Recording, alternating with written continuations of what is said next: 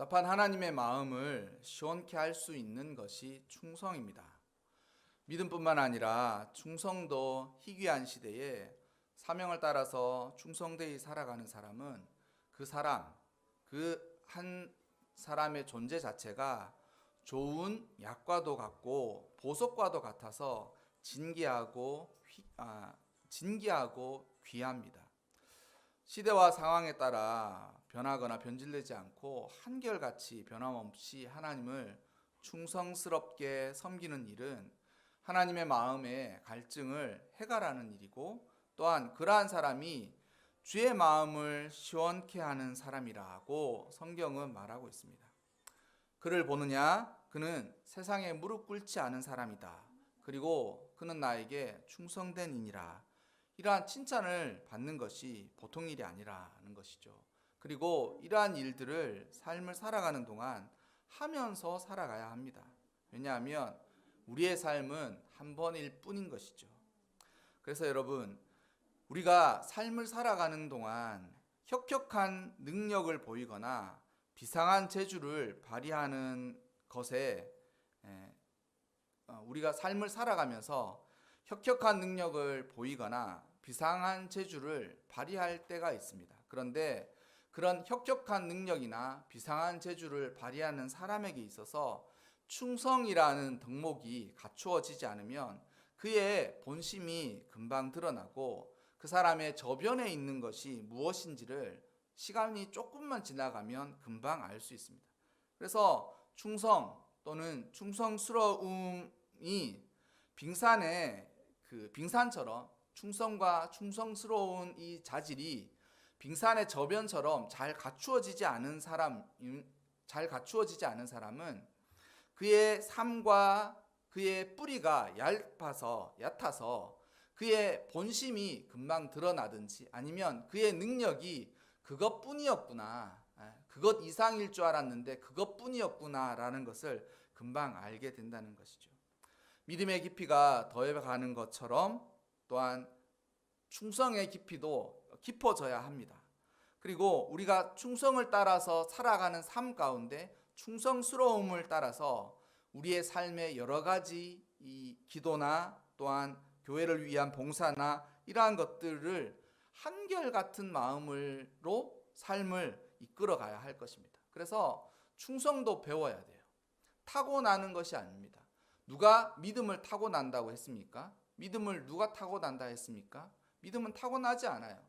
믿음 역시 배우고 익힌 바를 끊임없이 연습하고 또한 그 믿음을 유지하려고 고군분투한 결과이지, 믿음이 나면서부터 믿음이 큰 사람이 있고 나면서부터 절대 믿음이 안 되는 사람이 있고, 또한 그 사람의 깊이가 대단한 것을 믿고 의지하는 깊이가 있는 사람이 따로 있고, 아니면 작은 것도 하나님을 의지하지 못하는 깊이가 있는 것이 아니라 연습하고 훈련하고 유지하면서 고군분투했기 때문에 믿음을 갖게 된 것이고, 충성이란 덕목 역시 그러하다는 것이죠. 충성도 작은 것에서 충성하는 것이 무엇인지를 배워가면서 나중에 그 작은 것을 끊임없이 연마하고 충성을 유지한 사람이 큰 일에도 큰 것에도 충성하게 된다는 것이죠. 사실 이렇게 말씀드리고 싶은 것은 믿음뿐만 아니라 이 충성이라는 덕목도 너무 희귀할 뿐만 아니라 희한하게도 왜 그런지 모르겠지만 변함없이 꾸준히 충성하는 것을 경시하는 풍조도 있는 것 같아요. 삶을 살아가는 동안 그 사람은 변함이 없다, 그 사람은 성실하다, 그 사람은 근면하다, 그 사람은 다를 바가 없다, 그 사람은 표리부동하지 않다. 여러분, 그런 것들은 정말 중요한 것입니다. 여러분, 충성이 우리가 충성을 변함없이 성실하게 유지하는 이 충성은 달리기하고 같아요. 믿음뿐만 아니라 충성도 달리기하고 같아요. 이게 믿음이랑 충성이 마치 함께 가는 것과 비슷하게 이 성격이 비슷한데, 믿음 안에 충성이 들어갈 수도 있겠지만 이 충성이라는 것 역시 달리기와도 같아요. 우리가 달리다가 멈추면 어떻게 됩니까? 그 자리에 서 있죠. 서 있지 않습니까? 달리다가 못 달리겠다 딱 하면 그 자리에 멈춰 있지 않습니까? 충성이라는 것도 마찬가지예요. 충성이라는 것이 달려져서 유지하는 동안은 그 사람의 심령이 충성된 것입니다. 그런데 어느 순간 멈추는 날이 있어요. 멈추잖아요. 그러면 그 사람은 그 자리에 멈춰 있는 게 아니에요. 왜냐하면 그 자리에 멈춰 있는 동안 흐르고 있는 것이 무엇인데, 그건 뭐가 흐르겠습니까? 시간이 흐르는 거예요. 아까 전에 제가 설교 서두에도 뭐라고 했습니까? 인생이 유한하고 한 번뿐이 없는 인생이기 때문이다 라고 말씀드렸지 않습니까? 충성을 해 나가다가 나는 이제 더 이상 충성을 못하겠다라고 그 자리에 달리기를 멈추는 순간, 그 사람은 그 자리에 멈춰 있는 게 아니라 멈춰서서 그의 삶의 시간은 흘러가고 있는 거예요. 이해하시겠습니까? 이해가 되시나요? 믿음도 내려놓는 그 순간 믿음은 어떻게 됩니까? 후퇴한다 그랬어요. 믿음을 내려놓는 그 순간 그의 삶은 후퇴, 뒤로 물러선다는 것이죠. 충성도 충성을 열심히 하다가 충성을 멈추는 순간 그의 삶은 뒤로 미끄러져 가는 것입니다. 미끄러져 가는 것. 그래서 충성이 마치 달리기와도 같다라고 말씀드린다라는 것이죠. 나는 지금 충성을 그치고 잠깐 쉬고 있다라고 생각하겠지만 그는 삶을 뒤로 물러나가고 있다라는 것이에요. 그래서 오늘은 충성스러운 삶을 어떻게 살아갈 것인가에 대해서 함께 나누려고 본문을 함께 읽었고 여러분들하고 은혜를 나누고 싶습니다. 이 충성이 여러분 요즘 더워서 자주자주 갈증이 나지 않습니까? 그럼 갈증이 날 때면 아이스 커피나 또는 드링크를 마시면서 우리의 갈증을 해결하려고 하지 않습니까? 이 충성이라는 덕목을 잘 유념하여서 하나님의 마음의 갈증도 해결하고 우리 역시 왜 나의 삶이 이렇게 신앙생활 한다고 하지만 왠지 의미가 없고 무엇을 어떻게 해야 되는지 잘 모르겠고 또 어떻게 살아가야 되는지도 잘 모를 것 같다라는 그러한 의문을 가지신 분들과 더불어서 우리 함께 갈증을 해결하는 그런 계기가 되었으면 좋겠습니다. 먼저 오늘 본문을 좀 풀어보자면 오늘 본문에 너는 너는 자기 자신에게 맡겨진 일에 능숙한 사람을 보았느냐라고 의문문으로 이야기하고 있습니다. 본문 29절을 보면 내가 자신의 일에 능숙한 사람을 보았느냐라고 사실 여기 의문문이거든요. 이 의문문의 뜻이 무엇이냐면 세상에 이런 사람이 드물다는 거예요. 자기가 맡은 일에 충성되어서 그 충성된 마음을 가지고 그 일을 능숙하게 하는 사람이 드물다는 거죠. 능숙하게 하는 사람이 드물다는 것이죠. 이것은 세상에 성실하고 근면할 뿐만 아니라 그 성실하고 근면함이 민첩함과 탁월함으로 나타나서 자기가 맡은 일에 그러한 일들을 하는 사람이 매우 드물고 희귀하다는 것이죠. 그러니까 여러분 믿음이 이 시대를 자꾸 그렇게 이야기하는 것도 합당하지는 않을 것 같지만 믿음을 보겠느냐라고 이야기하면서 참 믿음을 가진 사람이 희귀한 것 같다라고 이야기하는 이때에 믿음만 희귀해져 가겠습니까? 충성도 희귀해져 가는 거예요.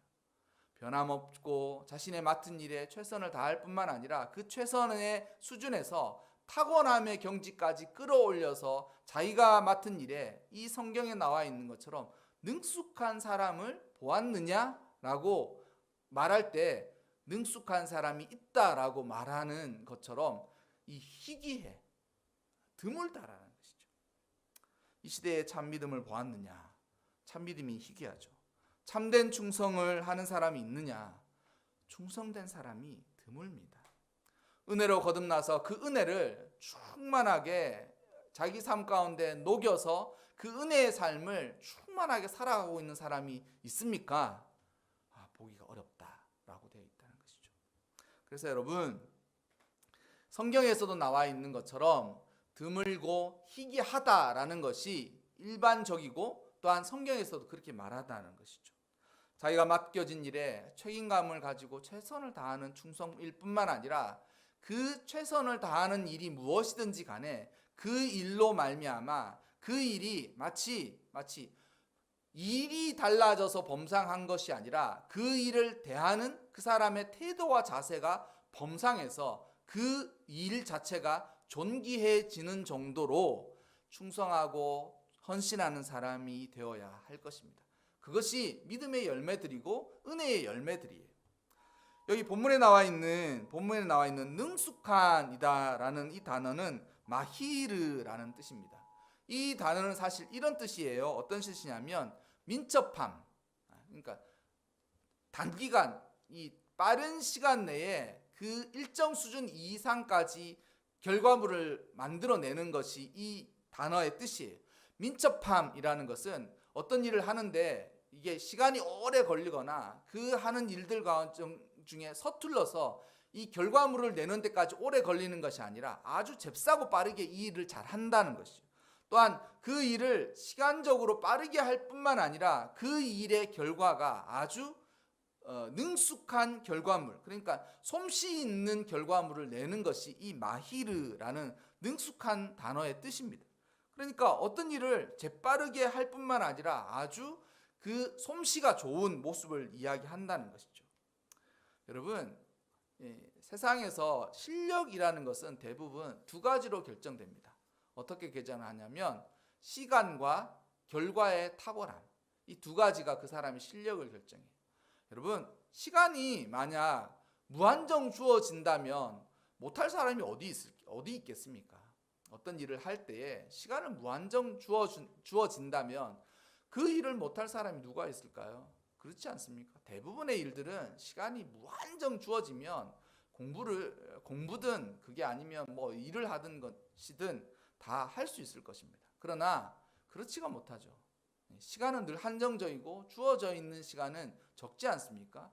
그러면 그 적지 않은 시간 가운데 어떻게 하면 그 시간을 단축해서 그 일을 열심히 잘 할 수 있느냐가 그 사람의 실력이에요. 그래서 실력이라는 것은 대충 일반적으로 보면 그 사람이 실력이 있다 없다라는 것은 그 사람이 그것을 하는데 걸리는 시간을 보면 됩니다.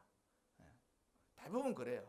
우리가 뭐 하는데 당연하지 않습니까? 빵 만드는데 빵 10개, 100개를 만드는데 시간이 한두 시간 넘게 걸리는 사람이랑 빵 뭐 100개, 200개를 만드는데 그 사람이 딱 정해진 40분 만에 빵을 딱 구워내는 사람이랑 실력의 차이가 있는 것은 당연하지 않겠습니까? 그리고 또 하나는 무엇이냐면 그 사람이 만들어낸 결과물이에요.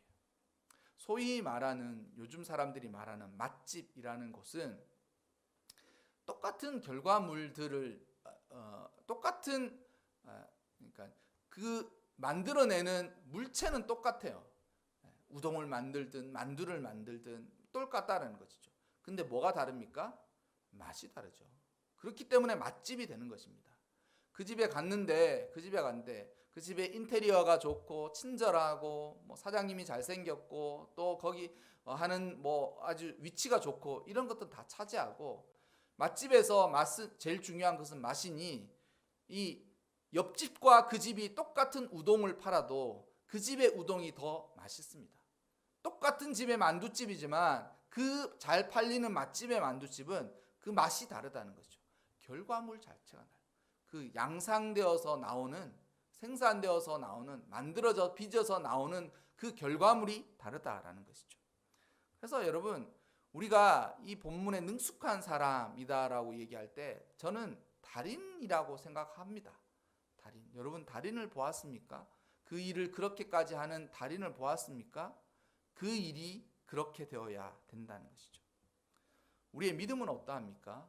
우리의 믿음은 주님이 보시기에 그저 그런 집들 가운데 하나인가? 아니면 우리의 믿음은 맛집이라고 생각할 만큼 시원한 음료수를 제공하는 그런 집인지를 생각해 보아야 할지 않을까요? 예수를 믿고 기도하면서 사셨죠. 그러면서 그 기도의 그 질은 어떠하십니까? 그 기도의 시간이 많이 투여되어서 단기간에 좋은 결과물을 냈다 이것이 아니라 기도의 깊이가 정말 깊어져서 기도가 하면 할수록 그 깊이 있는 기도를 하고 계십니까? 또한 우리의 삶은 어떠합니까?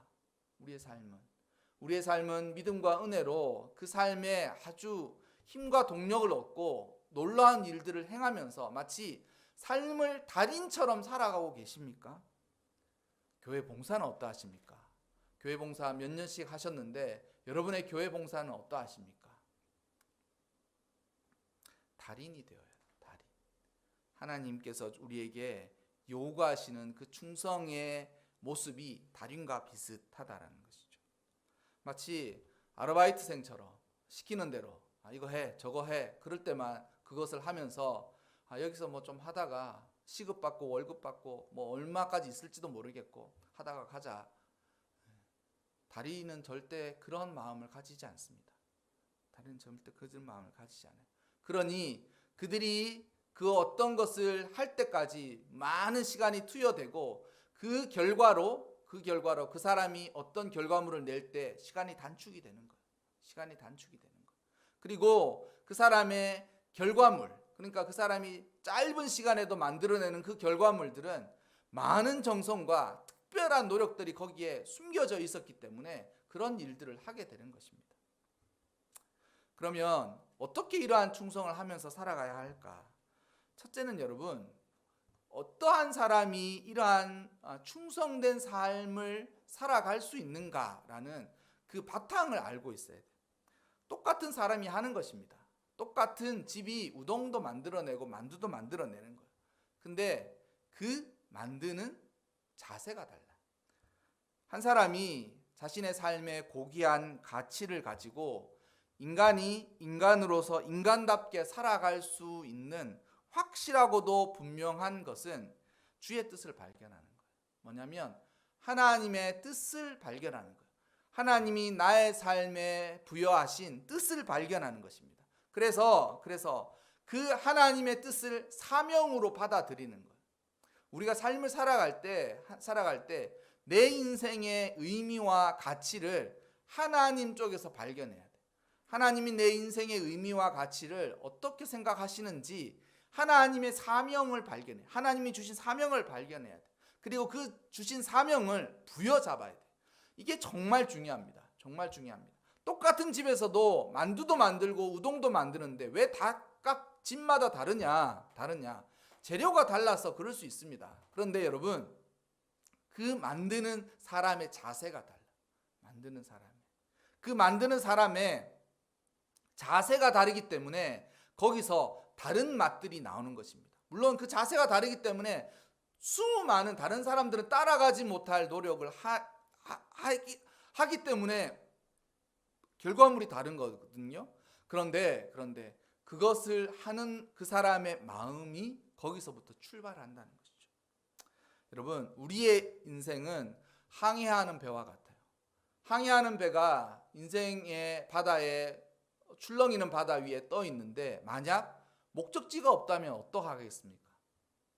이리저리 왔다 갔다 하지 않겠습니까? 사명이 없는 사람이 그와 같다는 거예요. 사명이 없는 사람의 자신의 삶 가운데 인생을 표류하듯이 살아갑니다. 그리고 그 표류하면서 살아가는 삶을 뒤에서 보면 갈짓자의 인생을 살면서 기도 역시 중언부언하면서 살아가는 것입니다. 여러분, 우리의 삶은 바다에 떠서 항해하는 배와 같습니다. 그러니 항해하는 배가 길을 잃지 않으려면 어떻게 해야 하겠습니까? 분명한 목적지가 있어요. 내 삶의 목적지가 있어야 돼요. 그래서 내 삶의 목적지가 무엇이냐? 사명이라는 것이죠. 그래서 하나님이 나에게 주신 사명이 무엇인지를 깨닫고 그 사명을 자신이 부여잡는 거예요. 그렇게 살아가는 사람만이 인생을 살면서 삶을 사는데 왜 이렇게 의미가 없을까? 나는 가치 있는 삶을 못 살고 있는 것 같다. 끊임없이 무엇을 한다고 무엇을 하지만 삶이 여전히 공허하고 의미가 없고 또한 이러한 삶을 계속 살아야 하는지도 모르겠고 어쩔 수 없이 사는 것 같은 그런 느낌을 갖고 있는 모든 이들은 사명을 발견하지 못해서 그렇습니다. 주님이 우리에게 주신 사명이 우리의 항해에 길을 잃어버리지 않도록 우리가 가야 할 길을 제시해 주는 것입니다. 그리고 그 길을 따라 가는 사람만이 출렁이는 파도 위에서 길을 잃어버리지 않는다라는 것이죠. 사명이 없으니까 갈짓자로 인생을 사는 거예요. 사람들이 이렇게 쏟아지면서 저렇게 오른쪽으로 가면 나도 가볼까? 그렇게 가다가 이게 아닌 것 같다. 그렇게 해보니 아닌 것 같다. 그럼 다시 반대쪽으로 회귀하면서 그렇게 이리저리 살아가지 않으려면 하나님이 나에게 주신 사명이 무엇인지 사명을 먼저 발견하고 그 사명을 부여잡고 살아가야 한다는 것입니다. 그 사명을 부여잡지 않은 인생은 모두 갈짓자로 중언부언하면서 살아갈 수밖에 없습니다.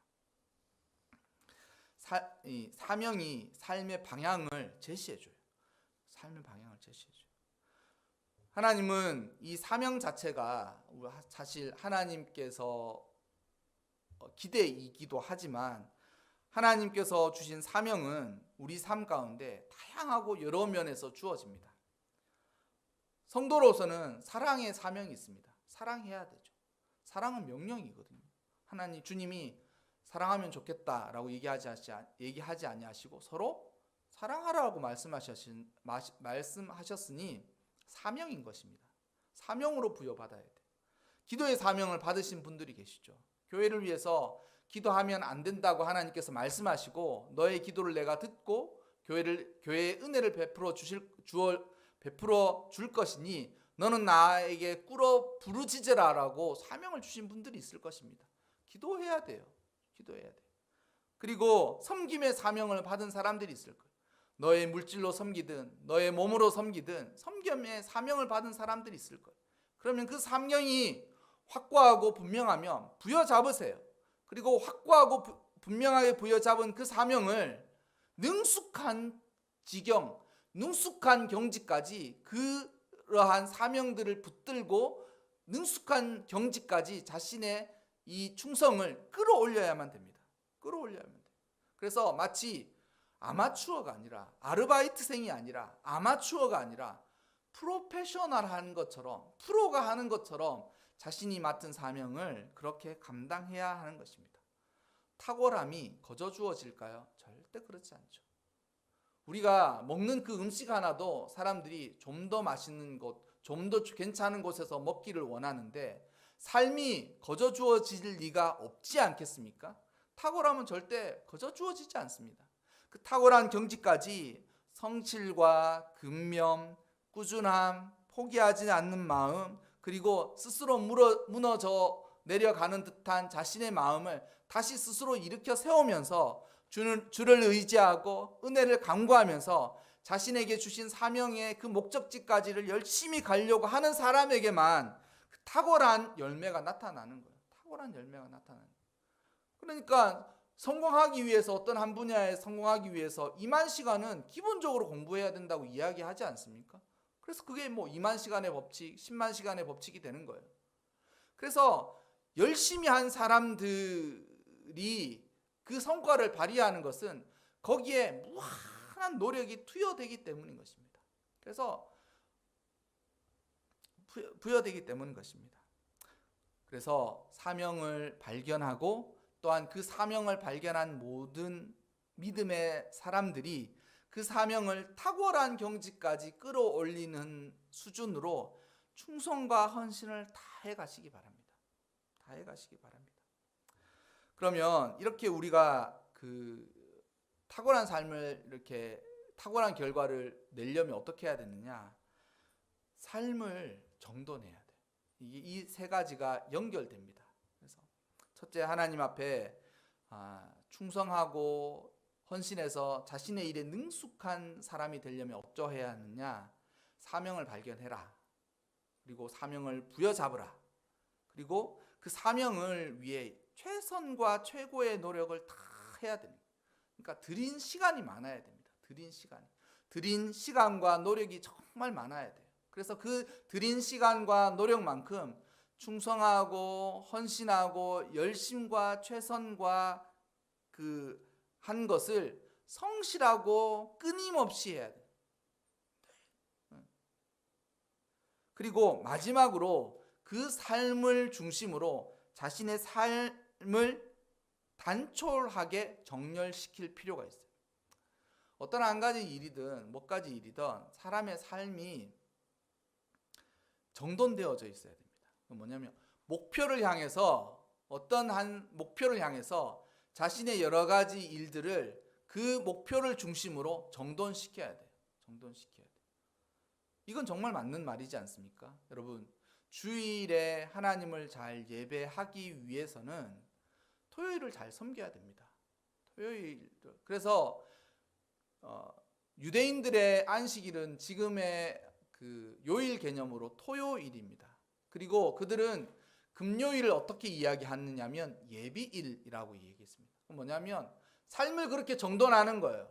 자신들의 삶은 안식일을 중심으로 삶을 정돈하니까 안식일인 토요일을 섬기기 위해서는 금요일을 예비일로 섬겨서 하는 거예요. 근데 신앙으로 본받을 만하다라고 생각합니다. 여러분의 토요일은 어떠하십니까? 교회를 한번 돌아보셨는지요? 물론 주일날 지금 비대면으로 대면 예배를 못 드리니 토요일도 교회를 가기가 어려우실 수도 있겠지만 여러분의 토요일은 어떠하셨습니까? 그동안 못 잤던 잠 실컷 자고 그동안 못했던 집안일 실컷 하고 그리고 아니면 여행이나 캠핑을 갔다 올 수도 있고 나쁘지 않습니다. 그걸 탓하는 게 아니에요. 하지만 여러분의 주일의 성패는 사실 토요일에 달려 있는 거거든요. 토요일 늦게까지 잠자지 않고 놀고 피곤에 쪄들어서 내일이 주일인지도 잊어버리고 이제 주일이 되니 예배 드려야지라고 생각하면 그 사람의 예배는 토요일부터 준비한 사람과 예배가 똑같다면 그건 어불성설이지 않을까요? 토요일이 내일은 주일이야 라는 생각을 가지고 삶을 정돈하고 삶을 정렬시켜 놓고 준비하고 예비한 사람의 주일의 예배의 은혜가 토요일을 무질서하게 잔뜩 살고 나서는 은혜 주십시오. 은혜 주셔야 받지 않습니까? 주지 않는 은혜 어떻게 받겠습니까? 라고 이야기하면 그게 말이 맞는 말일까요? 그래서 주일의 은혜를 잘 받기 위해서는 이 기본적인 일도 준비와 예비가 필요하다. 준비가 예비가. 그래서 그렇게 삶을 정돈시키지 않으면 아무것도 안 돼요. 아무것도 안 돼요. 뭐 하나를 잘하고 싶으면 그 사람은 2가지, 3가지, 4가지를 포기하지 않고 삶을 그 한 가지를 위해서 중심으로 정렬시켜 놓지 않으면 삶이 방만해져서 이때는 이거 하느라 정신없고 저 때는 저거 하느라 정신 없는데 한 가지도 제대로 못하고 나는 도대체 뭘 하다가 그렇게 정신없이만 살았느냐라는 생각들을 할 때가 너무 많다라는 것이죠. 삶을 여러분 절제하십시오. 무절제하지 않도록 방만해지지 않도록 정돈하고 삶을 정렬시키십시오. 목표와 중심을 가지고 삶을 정돈하고 정렬시켜요. 그래서 신앙생활을 잘 하는 방법 중에 하나는 여러분 삶을 어수선하게 만들지 않는 것입니다. 그리고 삶을 단순하고 단촐하게 만들어놔요. 인간관계도 여러분 너무 많이 맺어서 여기저기 다니면서 사람 많이 만나는 것도 신앙에 어려움이 있다면 정리하세요. 하나님을 섬기는 일은 쉬운 일이 아닙니다. 하나님을 섬기는 일은 쉬운 일이 아니에요. 그래서 하나님을 잘 섬기는데 내가 너무 방만한 인간관계가 어려움이 있다. 정렬하시라니까. 정돈하시라니까. 그리고 자신의 생활이 너무 여기저기를 신경을 많이 쓴다. 그러면 신경 쓰는 그 문제 부분을 제거하세요. 그게 무엇인지 모르겠지만 제거하세요. 그래야만 삶은 정돈되고 정돈된 상태에서야라야 우리가 어떤 문제든 어떤 일이든 집중하고 그 집중한 시간과 노력을 투여할 수 있고 결국 탁월함으로 드러날 수가 있는 것입니다. 믿음에 있어서 가장 탁월한 사람은 어떤 사람이냐면 자기가 스스로 나는 주의 제자된 군사라고 생각하는 사람입니다. 제가 생각하기에 그렇습니다. 맞는 말이기도 하고요. 믿음에 있어서 탁월한 사람은 어떤 사람이냐? 자신의 사명을 나는 주의 군사된 제자라고 생각하는 사람입니다. 그러니 자신의 삶에 얽매이지 않죠. 그리고 자신의 삶의 일들을 신경 쓰지 않고 오직 거기에 목표와 방향을 두는 것입니다. 주님, 제가 제자가 되겠습니다. 근데 집에 장례가 있으니 장례를 제가 치르고 당연히 주님을 따르겠습니까? 주님 뭐라 그랬습니까? 죽은 자들에게 죽은 자를 맡겨두고 너는 나를 따르라 라고 얘기하지 않습니까? 그 말을 명심해야 하는 것입니다. 저는 우리 모두가 이와 같아야 한다라고 생각합니다. 마치 왕 앞에 선 요셉이나 다니엘처럼 자신의 삶의 어떠한 부분이든 그 부분을 사명을 파악하고 사명을 부여잡아서 그 부분에 최선과 최고가 다하여서 섬김과 인내와 믿음과 용기를 가지고 그 탁월함이 발휘될 때까지 기다림으로 인하여서 나중에 왕 앞에 서게 되는 것이죠. 왕 앞에 서게 되는 것 아닙니까?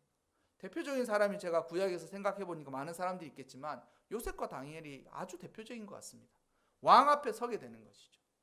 왜 서게 되겠습니까? 그의 탁월함으로, 그가 자신의 능숙함을 위해서 수고하고 애쓴 것으로 인하여서 왕 앞에 서게 되는 것이고, 그는 비천한 자 앞에 가서 서지 않게 된다는 거죠. 비천한 자 앞에서 선다는 말이 무엇이겠습니까?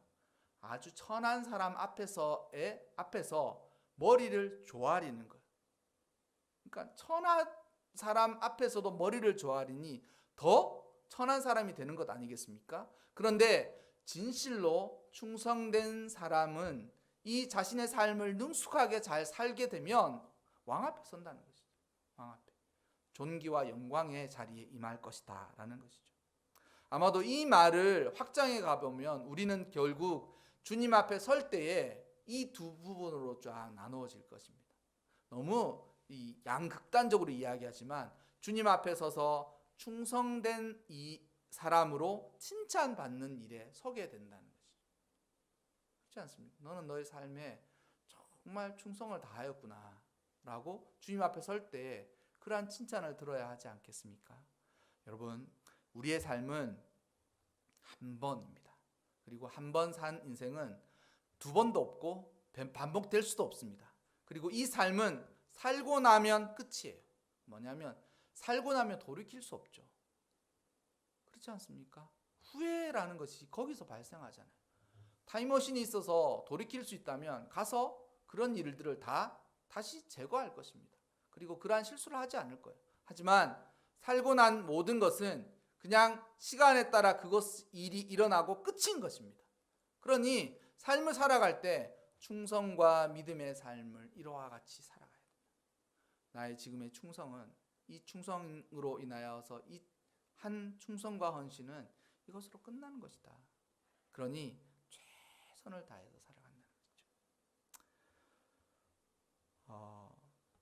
오늘 여러분, 우리 모두에게 주시는 이 믿음의 말씀을 부여잡고 하나님을 예배 드리기에도 어렵고 또 여러 가지 상황과 현실들이 우리의 삶을 어렵게 만들 이때에 깊이 깨달음이 가지셔서 하나님 앞에서 충성된 자로 서 가시기를 주님의 이름으로 빌어드립니다. 그리고 마지막으로 언젠간 하나님 앞에 설 때에 주님으로부터 너는 정말 충성되어 너의 삶에 능숙한 자가 되었구나 라고 칭찬받는 우리가 되기를 주의 이름으로 한 번 더 말씀드립니다.